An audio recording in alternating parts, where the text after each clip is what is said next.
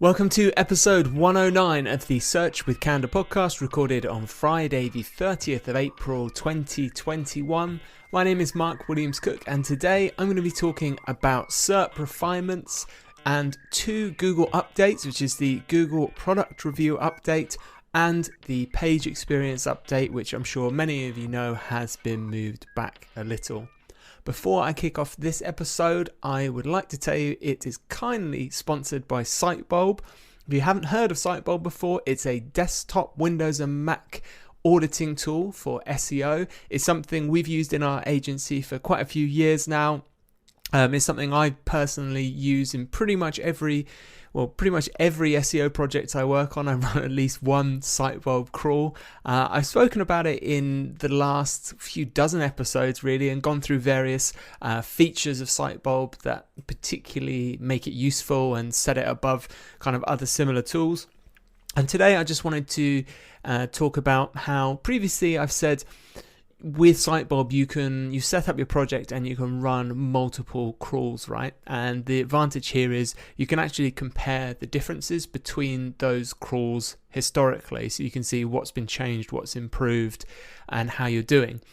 One other really helpful feature that they've added is you can actually share audits between users or different Sitebulb installs, because Sitebulb works on a per user basis. So this means if you've got an audit that you need to share or move about, you can actually go to that audit overview page. There's a share button and it exports into a proprietary format for Sitebulb, which is SBP. And you can actually send this to another Sitebulb user and they can import it. It's really helpful, especially for me when I'm moving around machines or we're trying to share data around the agency.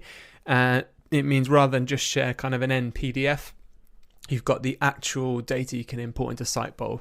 Sitebulb's got a special offer for listeners of Search with Candour, which means you can get a 60-day free trial of their software, no credit card or anything required. All you have to do is go to sitebulb.com/SWC. It's sitebulb.com/SWC, and you can get going right away.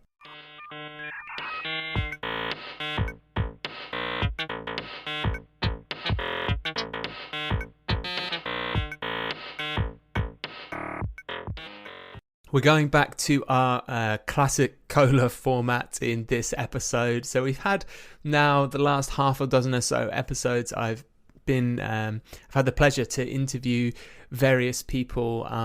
We did a whole set of people from the Women in Tech SEO group, and we've spoken about all sorts of stuff from technical SEO to content mapping. So check out those episodes if you haven't already. And in this time, a lot of stuff has happened in SEO, and there's two major kind of updates that are, well, one's live and one is coming, which is the product review update is already here and the page experience update. And I want to talk a little bit about them. But before we kick off, something I saw earlier this week really interested me, and it's around what I guess we're kind of calling refinement SERPs. And it was actually a tweet by Claire Carlisle, who, if you don't follow, I recommend you do. I'll put a link to her original tweet in the show notes, and you'll be able to find everything I speak about in this episode, links to things I'm referencing at search.withcandour.co.uk, and that will take you to a transcription of all of our episodes. And it will link between anything I mentioned. So if I mention another episode, it will be there. So what I saw Claire tweet was really just a question saying, what are we calling these? And Claire posted a screenshot of a Google search where she had done a search just for storage.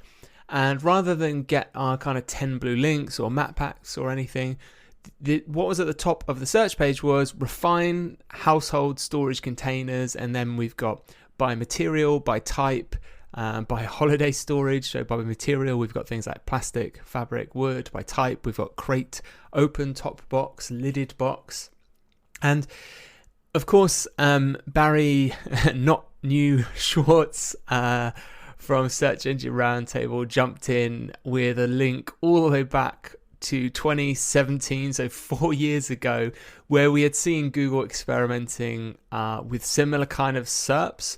Again, I'll put a link to that 2017 article in the show notes, but it just shows that around searches like garden furniture, we'd seen some refining around different types of material. Now, these older examples do appear to only be shown at the bottom of the search page as far as I can see, and the one that Claire's pointed out is really like front and center. So why am I bothering mentioning this to you if it's a quote unquote not new thing?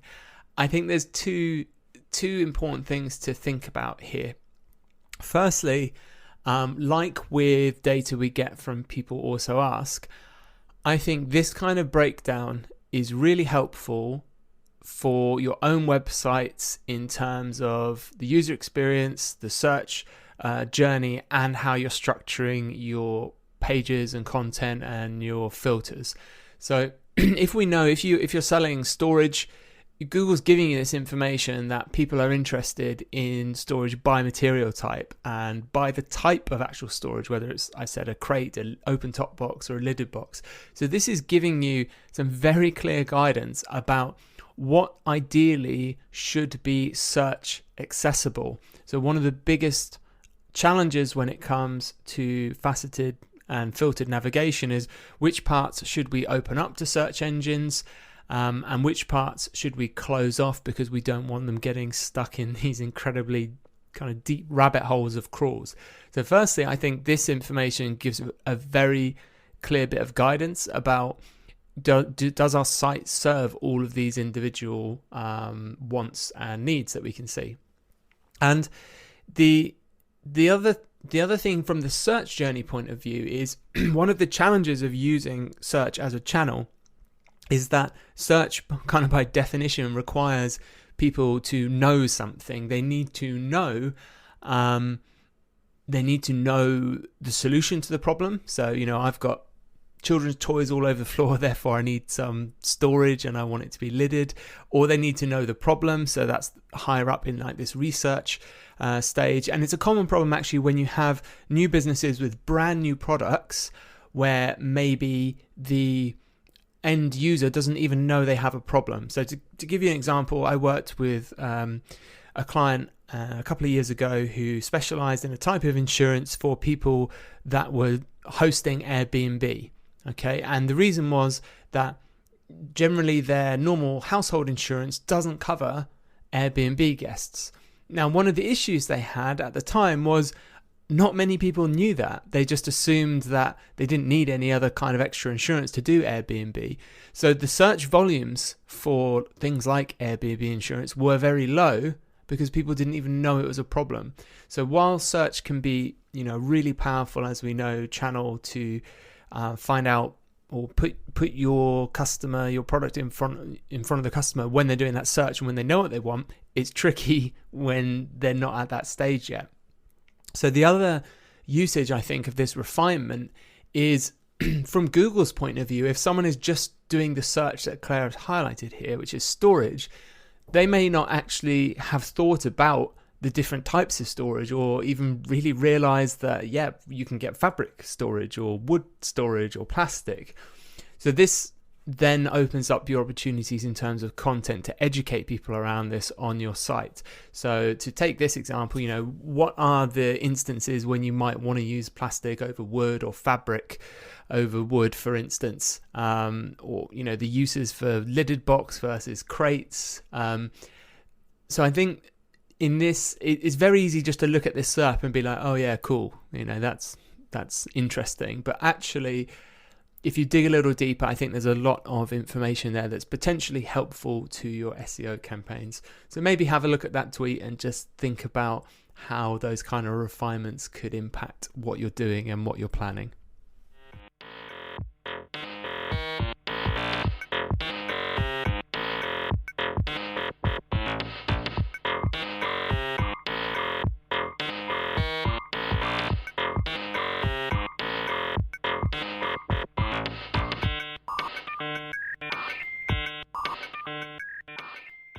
I'm going to briefly cover now as well Google's product reviews update.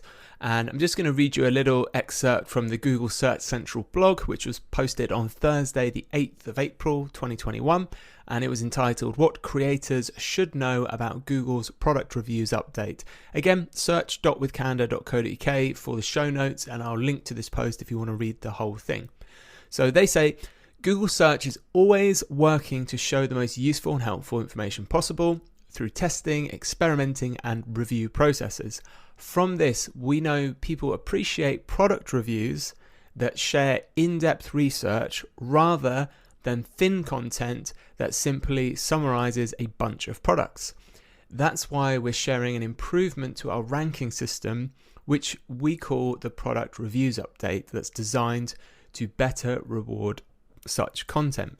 So this may sound familiar to people who are doing SEO around the time of the Panda update, which again was focused on what Google described as thin content. Personally, I know a few affiliate marketers that were negatively impacted by this. So, some affiliate sites were concentrating quite heavily, let's say, on the curation of this data from various sources and doing comparisons that maybe didn't offer enough value, at least in terms of how Google was rating those pages. So there wasn't much there in the way of in-depth analysis. So they suffered in the rankings. Google go on to say this update is going out today. So this update's already live and only involves English language reviews for now. Again, that's a pretty standard thing we've seen with BERT and with other updates, that Google generally seems to roll out these upgrades in English first. I think it's the language that they do a lot of their processing and have some of the largest data sets in.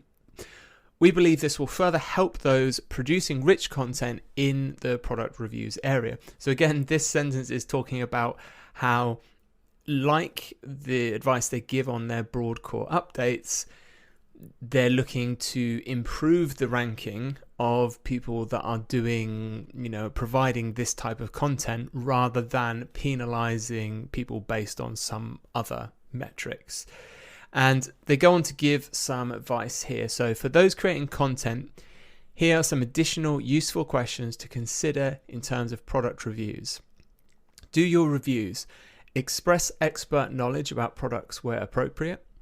Show what the product is like physically or how it is used with unique content beyond what's provided by the manufacturer. So again, really interesting because lots of e-com sites, review sites sometimes just pull in from APIs or from product descriptions just this stock text, these stock images. And number 3 is provide quantitative measurements about how a product measures up in various categories of performance. Explain what sets a product apart from its competitors. Cover comparable products to consider, or explain which products might be best for certain uses or circumstances. Discuss the benefits and drawbacks of a particular product based on research into it. Describe how a product has evolved from previous models or releases to provide improvements, address issues, or otherwise help users in making a purchase decision. Identify key decision-making factors for the product's category and how the product performs in those areas. For example, a car review might determine that fuel economy, safety, and handling are key decision-making factors and rate performance in those areas.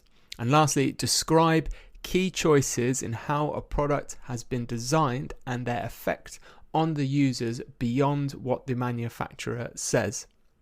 So I think that's what 3, 4, 5, 6, 7, 8, 9 points Google's given you just around product reviews, which you can pretty much copy and paste and give to reviewers, I think, as a checklist to say, are we doing these things? Because already just even writing those questions out is getting quite detailed, and a lot of those reviews that certainly I see online don't do these things. So I'd be interested to see how this is going to impact reviews. Really interested for anyone that works specifically on review sites. Maybe if you want to contact me and let me know if you've been affected by this update, I'd be really interested. I don't myself actually have many contacts I can think of that work primarily in reviews. But again, if that's something you're doing for your site, there's lots of different kinds of publication that are going to be doing this, from PC game reviews to actually dedicated sites that host reviews. That's going to be your list to stick to.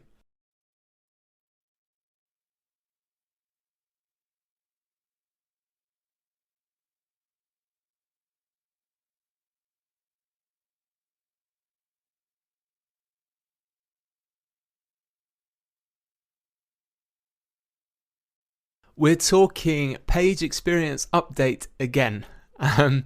So we've covered Core Web Vitals a few times now on the podcast, and obviously the announcement when it first happened that this page experience update was being rolled out, and I'm sure a few of you have heard that this month in April, Google announced they're actually going to delay the rollout, which originally was set for May, to add Core Web Vitals as ranking factors, to now mid-June, and it's going to be a gradual rollout as we've been told. But here's what I found again is really interesting. So why am I bringing this up again about page experience? So to give you one of the headlines that I'm interested in, and we'll delve into it, is that it was until today, and maybe I'm late to the party on this, that I realized that this page experience update isn't just adding Core Web Vitals into the mix. It's actually looking at all of Google's page experience factors. So things like HTTPS, things like the intrusive ads, things like mobile friendliness, and they're all being reweighted. And I'll show you how I came to that conclusion, but I kind of hadn't processed that before. I was just thinking, okay, we're going to now have Core Web Vitals are going to be added to the algorithm, which is a pretty poor way to think about it, to be honest. But what's happening is, I think the best way I can describe it is the part of the algorithm that Google describes as this page experience part is having Core Web Vitals added to it. And therefore, actually, when you think about it, it makes sense that those other metrics that they look at also need to be reweighted, right? Because if we're going to end up with an overall page experience score, which we know pretty much we do have because of the new report in Search Console, which I'll go through in this section as well. But all of those things are going to need to be reweighted, because you can't just add in new metrics and not reweigh existing metrics. So for those that haven't had time to read it, I'm just going to again touch on the Google announcement on the Google Search Central blog. So this was posted on Monday the 19th of April, so about just over a week ago, 11 days ago from when I'm recording this. Again, of course, guess what? I'll link to it in the show notes if you want to read the whole thing. I'm just going to read out a few bits that I find particularly interesting. So gradual rollout starting in mid-June this year. We'll begin using page experience as part of our ranking systems beginning mid-June 2021. However, page experience won't play its full role as part of those systems until the end of August. You can think of it as if you're adding a flavoring to food you're preparing. Rather than add the flavor all at once into the mix, we'll be slowly adding it all over this time period. I'm kind of laughing there because I don't know why. Google just always seems to use like recipes and cooking as examples and analogies for everything. It just makes me smile. Okay, where were we? As we have said before, while this update is designed to highlight pages that offer great user experiences, page experience remains one of many factors our systems take into account. Given this, sites generally should not expect drastic changes. I'm going to read that again. Given this, sites generally should not expect drastic changes. In addition, because we're doing this as a gradual rollout, we will be able to monitor for any unexpected or unintended issues. So a couple of things I want to just interject there myself. I'm not going to name any names here. I saw on LinkedIn the founder of quite a well-known SEO agency was talking about this page experience update and saying how Google wasn't being very transparent, which I'm not sure I particularly agree with. They seem to be communicating what's changing. They've given us specific metrics. They've given us timelines. They've told us roughly about the impact. So I'm not sure what more they could offer, but fair enough. But one thing I did disagree with and I thought was kind of misleading was they did this, they had some analysis where they said, look, Core Web Vitals, sites that have good Core Web Vitals seem to be ranking better already. So we think they're already ranking signals. But look at this. When you look at YouTube, YouTube performs terribly, yet it still ranks for lots of things, but it's a Google product. Sort of, I think trying to suggest, Google's giving itself a get out of jail free card when it comes to ranking factors and Core Web Vitals. And I just thought this whole thing was a complete mess. And the reason is, as they actually, in fairness, said about, correlation, causation, that's a pretty boring discussion. But, if sites are performing well, they've normally been engineered to do so. If they're doing well on Core Web Vitals, right? There's very few sites, except maybe really, really old ones like 90s websites, that perform well on Core Web Vitals without a specific effort to do so.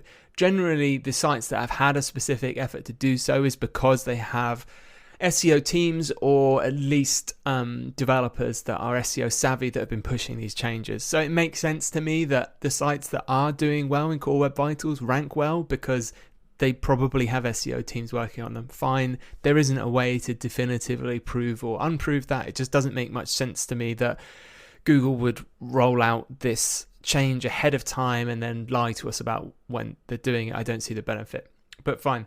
The thing I wanted to mainly talk about was this YouTube and, why does YouTube rank well when, they perform poorly on Core Web Vitals? And I've seen Google and John Mueller specifically talk about this in regard to Core Web Vitals, not about YouTube, but about how Google's still like content first, right? If your site is excellent at Core Web Vitals and mine is a bit rubbish, but I've got really great content and you've got like 2 lines about something, I'm still probably going to rank better than you, right? Because I've got stuff that you don't have that's matching what people are searching for. The fact that your site's fast and content doesn't move around and it's quick to interact with, that doesn't override the fact that you're missing the content. And I think this is what's applicable to YouTube. Can you name a video platform that offers the same kind of content in the same breadth and depth as YouTube that's publicly crawlable? Probably, no, there isn't one. The amount of UGC on YouTube is massive. So of course it appears for incredibly wide range of searches. And for any site that's trying to serve, petabytes of video, Core Web Vital stuff is going to be a challenge because video is big, right? So it's not about scoring great on these Core Web Vitals. It would be about, maybe if it was a tiebreaker and there was another YouTube, it would be, who can give the most optimized performance? That's gonna give you an edge in those rankings. So I do think it's misleading when it's dressed up like this. So Google's been clear here. It's not going to be drastic changes. I think personally maybe that when they've been doing tests that they've seen rankings change in a way that they don't want them to, which is why they're doing this gradual rollout and, as they say, monitor for any unexpected or unintended issues, because they can't monitor the whole all of their search results. They are relying on people to feedback like, hey, my site's great, it ranked really well, now it's doing terribly, why is this? And we saw similar things in March 2020 when Google rolled out some broad core changes, and they were kind of reversed later. So hopefully that's given you some things to think about there. The other 2 bits I want to talk about is what's included in the update and the new page experience report in Search Console. So this is, as I said at the top of this section, what really surprised me. So details on what will be included in this update. As previously announced, the page experience update will consider several page experience signals, including the 3 core Web Vital metrics, LCP, FID, CLS. Again, we've spoken about them before. Now that wording there just made it completely clear to me that yes, the other page experience signals, HTTPS, mobile friendly, safe browsing, all that stuff is going to get a rejig, I think, in this update. So I'll be interested to see how there's a few sites I'm watching closely that have incredibly intrusive pop-ups and ads when you visit them, how they perform. Google reminds us as well in this section that AMP, so the accelerated mobile pages format, is no longer required to appear in the top stories carousel, and they're going to stop showing the AMP badge icon to indicate AMP content. Again, this is something we've spoken out before, and it's really interesting to see Google take a step back on that and push the core web vitals forward. I think the overall strategy is pretty much the same, which is we want performant mobile content. Core Web Vitals is a good way to measure that. So it doesn't matter whether it's AMP or not. As long as it performs well on these metrics, we can be fairly certain users are going to get a good experience. And again, roll into the other page experience stuff like mobile friendly. So I just thought that was really interesting. So when you're thinking about this page experience update, don't get too blinkered thinking just about Core Web Vitals. We need to think about the other page experience factors. And quite recently, I haven't had time to explore it in depth. We did get this new page experience report in Search Console. So Google says, to provide you with more actionable insights, we're introducing the page experience report.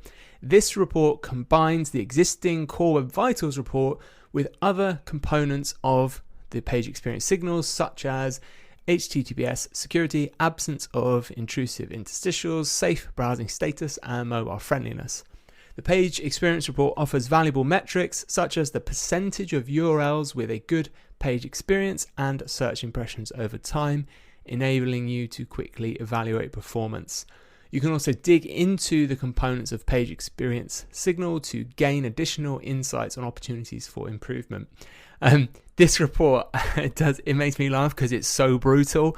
It just has this big kind of header at the top that says, your site has X percentage of URLs with good page experience. And I've seen several clients and several websites where I load up this page experience report and it just says, your site has 0% URLs with a good page experience. I think that's a really good headline to go in with maybe when you need to get attention and talk about this update. It is nicely broken down, the signals, into Core Web Vitals, mobile usability, security, HTTPS. So it does give you, it's a really useful report to act as a narrative for what you need to do. So if you haven't explored that yet, you can't miss it. If you log into Search Console, there is literally a little new section on the left called Experience. And in there, you've got page experience, Core Web Vitals, and mobile usability. So if you just click on page experience, you'll get that report and you can see what percentage Google has kind of passed or failed, if you like, your pages. So I think really interesting set of updates we've seen on Google. I still don't think we're going to see, as Google says, massive changes with this page experience stuff, but I do hope we see a slight improvement in some of the sites Google is choosing to rank, but we will have to wait and see. And that's everything I've got time for in this episode. Thank you so much for listening. I'm going to be back in 1 week's time, which will take us into May. So it will be Monday, the 10th of May, 2021, that I'll be back talking about some other stuff about SEO and PPC. We're planning to go back, at least some of us, to our offices, so we may have the opportunity to speak to Rob again to talk more about PPC. And lastly, actually, while I have your attention still, hopefully, I want to just say, if you go to withcandor.co.uk, you'll see we have actually got 3 job openings at the moment for an SEO specialist, a PPC specialist, and an account manager. I'm looking really hard trying to find someone to fill, 3 people to fill these roles to join our team. So if you think that might be you, check out the job description, see if it sounds like something you could live with. Apart from that, I hope you all have a brilliant week and hope you tune in for the next episode. Bye.